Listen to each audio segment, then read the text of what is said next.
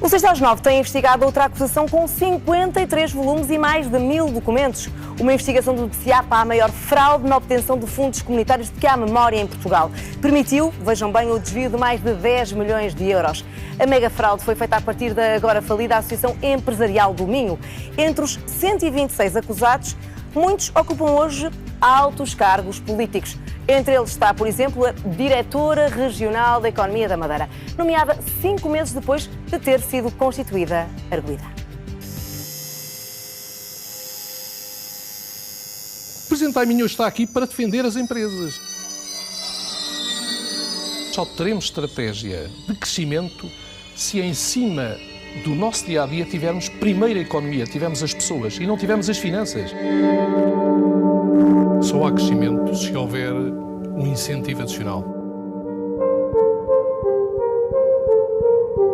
A insegurança não acontece só porque há uns meninos que lhes apetece assaltar. Por isso eu digo, estamos em cima de um cataclismo social. Chegou o momento, é o momento da verdade. Sempre defendeu o investimento nas regiões, a criação de emprego e foi uma das vozes mais reivindicativas do norte do país. António Marques, presidente da Associação Industrial do Minho, está acusado de ser o mentor da maior fraude na obtenção de fundos comunitários de que há memória em Portugal.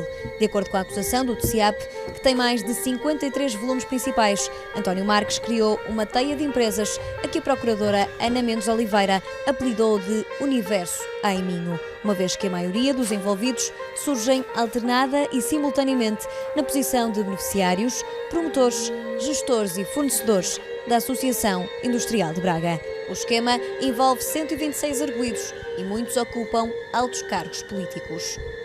Queríamos criar algo muito forte também para premiar e reconhecer o trabalho daqueles que efetivamente fazem a diferença, que são os empreendedores.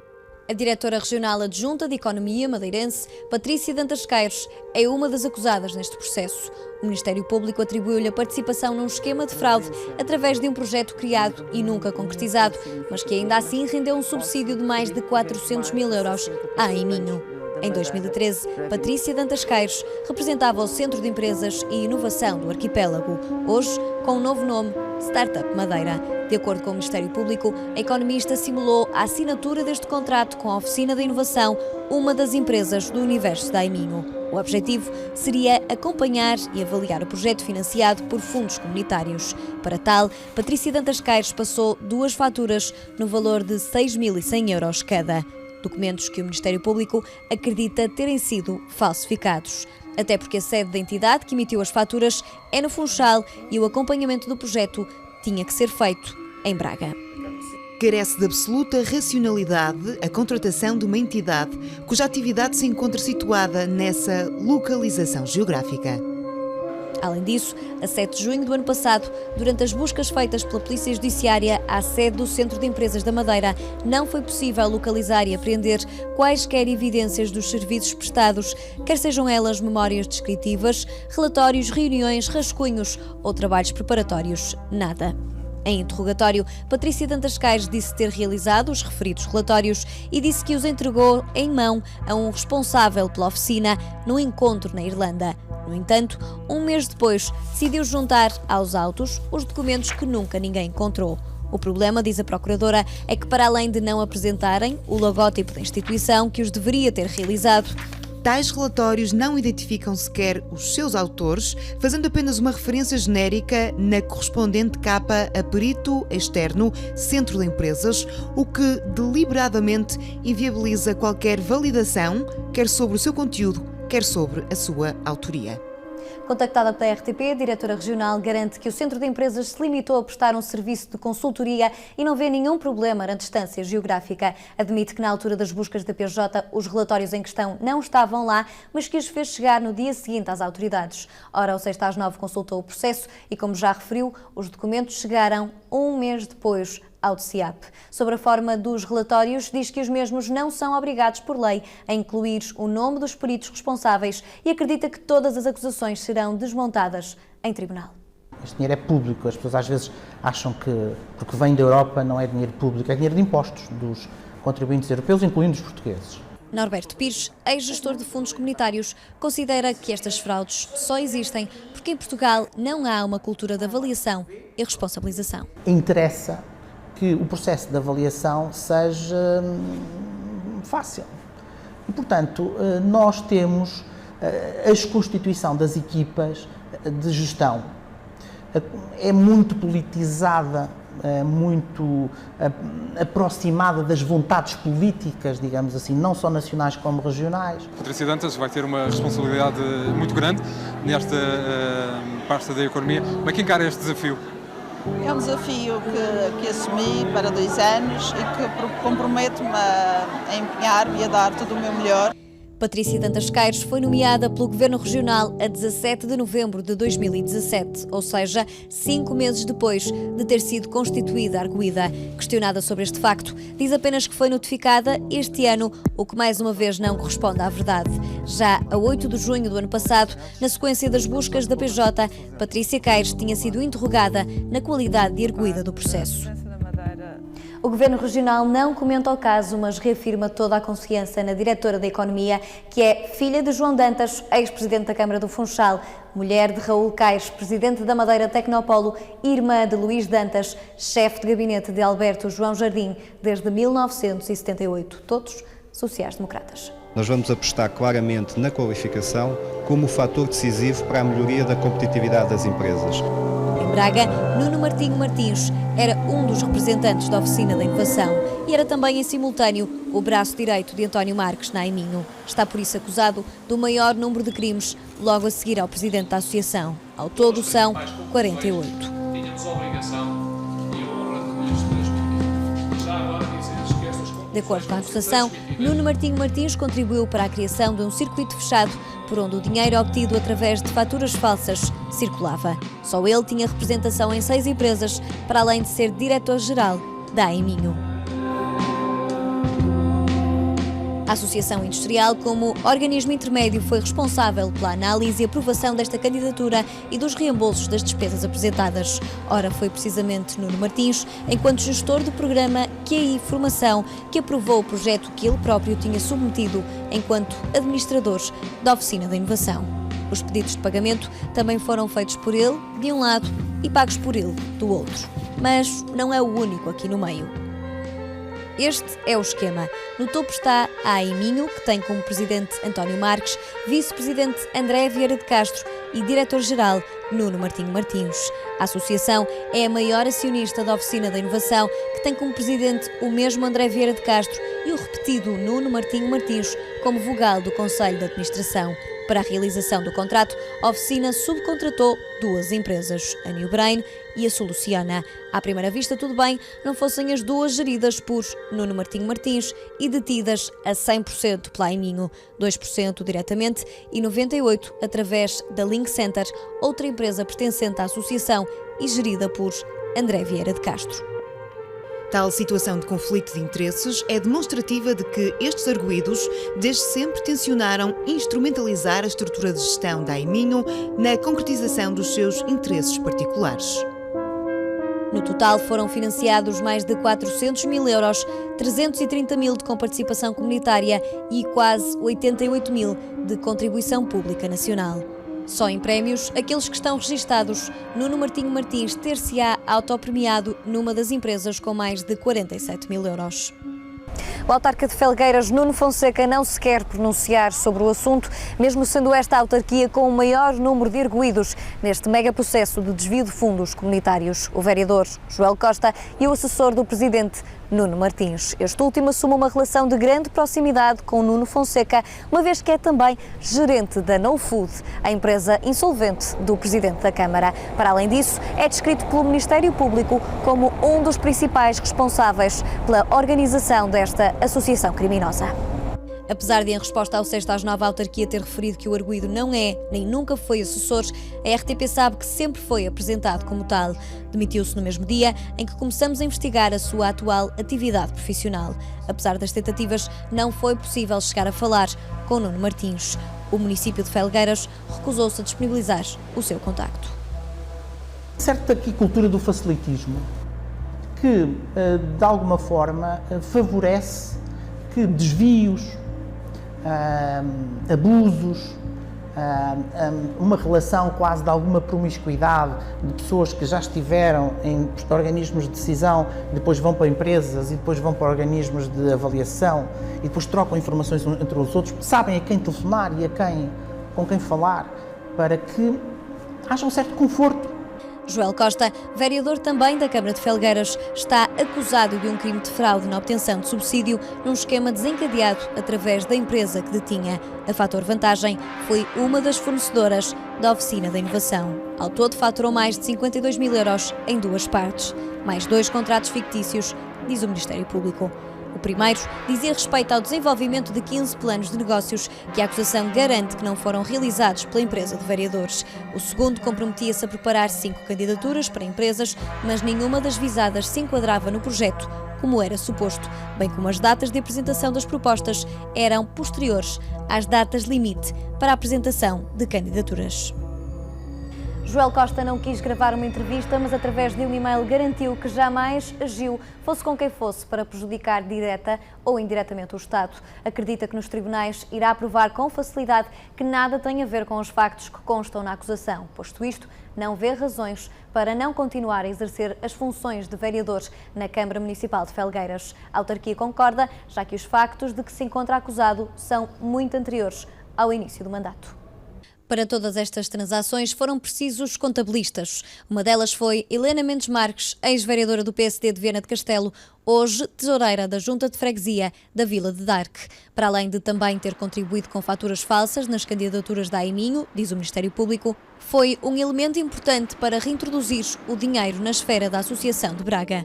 Neste quadro, podemos ver os serviços que a social-democrata terá comprado à Aiminho. Aponta a acusação que até um estudo sobre o mercado de Moçambique serviu de pretexto para branqueamento de capitais.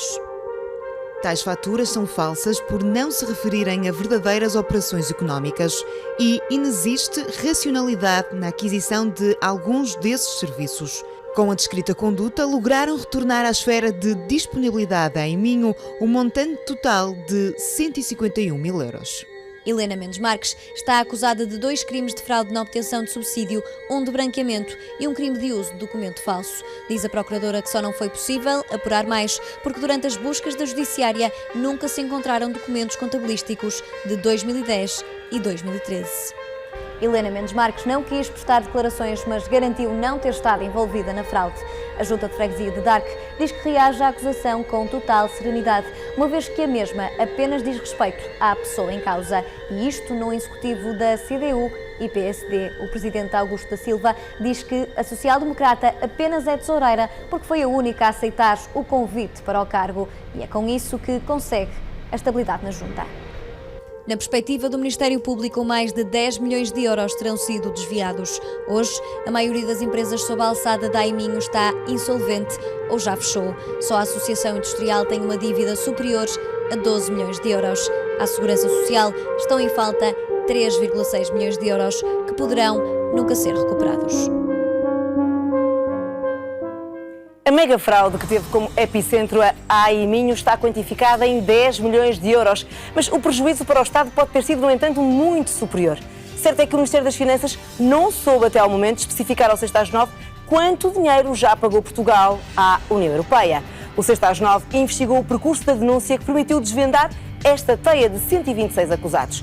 Desde que foi feita até ao momento em que começou de facto a ser investigada em Portugal, passaram-se 3 anos. 3 anos absolutamente perdidos. Não porque as autoridades não soubessem, mas que pelo menos uma delas, a Inspeção-Geral de Finanças, fechou os olhos às evidências.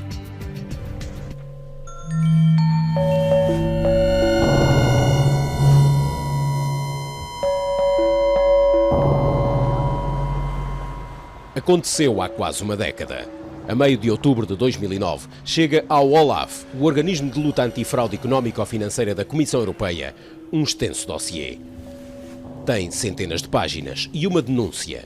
52 entidades, todas mais ou menos ligadas à Associação Industrial do Minho, estarão envolvidas num esquema de fraude na obtenção de fundos comunitários. O esquema envolve dezenas de milhões de euros. À cabeça e principal objeto da denúncia, a associação e os seus dirigentes. O caso relaciona-se com o facto de a Aiminho ter conseguido junto do Estado um estatuto especial. Dispunha praticamente dos mesmos poderes das entidades públicas gestoras de apoios comunitários. No seguimento da denúncia e tendo em conta o seu conteúdo, o OLAF contactou a Inspeção-Geral de Finanças, no sentido de conhecer as ajudas comunitárias atribuídas às 52 entidades mencionadas pelo denunciante. E é aqui, no final de 2009, que começa uma cadeia de dificuldades e inconsistências que o 6-9 investigou, na articulação entre o OLAF em Bruxelas e a Inspeção-Geral de Finanças em Lisboa. Sempre que há uma dúvida, a Inspeção-Geral de Finanças é chamada a fazê-lo e faz normalmente um trabalho de, enfim, muito exaustivo, de inspeção e de acompanhamento de todos os fluxos financeiros e decisórios que existiram naquele projeto de investimento e, portanto, depois fazem ser um relatório. Só que, no caso AI Minho, não foi o que aconteceu. Recebida a denúncia em Bruxelas e encaminhada para Lisboa em finais de 2009, o OLAF e a Inspeção-Geral de Finanças vão passar todo o ano de 2010 a discutir a melhor forma de investigar o caso. De acordo com um relatório do OLAF que faz parte dos anexos ao despacho de acusação, a IGF começou por considerar que o número de entidades em causa era elevado e solicitou ao organismo europeu a redução. O certo é que das 52 iniciais, acabaram por ser selecionadas apenas 7 para monitorização da Inspeção de Finanças. E tudo isto demorou um ano a discutir.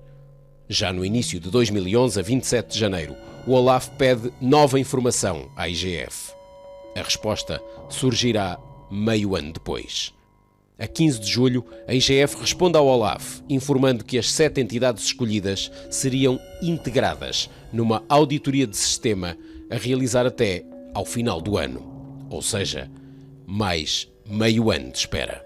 Podemos estar perante falhas de coordenação entre quer os organismos do Estado que de forma descentralizada concedem os subsídios e as entidades também do mesmo Estado que têm o dever de escrutínio relativamente a esses subsídios, concretamente esta importante entidade que é a Inspeção-Geral de Finanças. Inspeção que de facto conclui em dezembro de 2011 a auditoria prometida ao OLAF. 2 anos e 3 meses depois da denúncia do caso. E mesmo assim, das 7 entidades selecionadas, a IGF dedica o seu relatório apenas a uma, a própria AI Minho. Data de 16 de janeiro de 2012, a recepção em Bruxelas da informação número 27 da IGF. Um pequeno texto de 5 páginas, assinado pelo então Inspetor-Geral José Leite Martins, onde se conclui que existem relações comerciais entre a AI Minho e os seus parceiros, no que respeita à aquisição de bens e serviços e seleção de entidades beneficiárias. Só que, apesar de detectar essas situações, a IGF não encontra relações privilegiadas suscetíveis de configurar uma conduta ilícita, na medida em que foram respeitados os procedimentos legais aplicáveis. O OLAF fará uma leitura totalmente diferente e 2 semanas depois, a 2 de fevereiro, decide abrir mesmo um processo.